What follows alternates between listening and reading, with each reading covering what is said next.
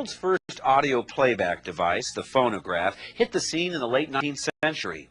Today, over 100 years later, music is just as likely to come from a hard drive as it is from a record, cassette, or compact disc. The future of sound reproduction and its current role on the internet is the focus of our next segment. Today, the global internet comprises an estimated 200,000 individual networks. Not only are more people using the web than ever before, but more and more of them are launching their own websites. And though online commerce is still in its infancy, drawing visitors to your site and keeping them there is the name of the game. According to a recent Jupiter Communications report, 80% of business executives interviewed cited that audio will become a standard expected feature on the net within the next 2 years. Today's web, although much more advanced than in the past, still in some ways resembles the movies from the 1920s. There's plenty to look at, but not much to hear. One of the aspects of Beatnik's technology which is most highly valued is the fact that for the first time, the file sizes are tiny, the download is very, very short, but the quality is extremely high.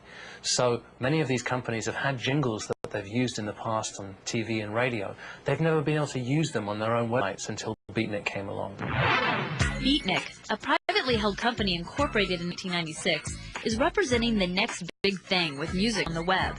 Initially, webcasting technologies let consumers hear concerts whenever they wanted, live as it happened, or later on demand.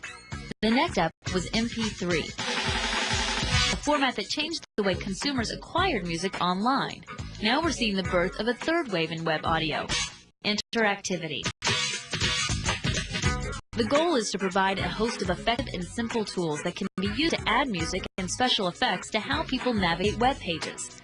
The result is an increase in the number of visitors to a given site and an increase in the amount of time they spend browsing. Now sound can be experienced in real time while the user is on the page without any streaming or downloading. Yet the most exciting part of the internet has always been its interactivity, the fact that users can shape their own experience while visiting a particular website. At the core of this new generation sonic tools is the Beatnik audio engine. Since its release, it's become a popular standard for everything from set-top boxes to cell phones. Anything that has digital playback and will link to the web. We're always looking at how to create that competitive advantage. Also, how to bring the user's experience on the web more closer to their experience of other types of full production media like film and television. For instance, we just sonified the Pokemon site, and the audience is kids, and they're coming from the movie, hearing a 5.1 digital surround sound mix of the film. They come to the site, and we deliver through the Beatnik tools the same kind of audio experience enhancement to the visual that they would get at the film. Downloading the player installs both a sound bank and synthesizer on your hard drive. They're activated using JavaScript, so they respond instantly to user clicks and mouse overs.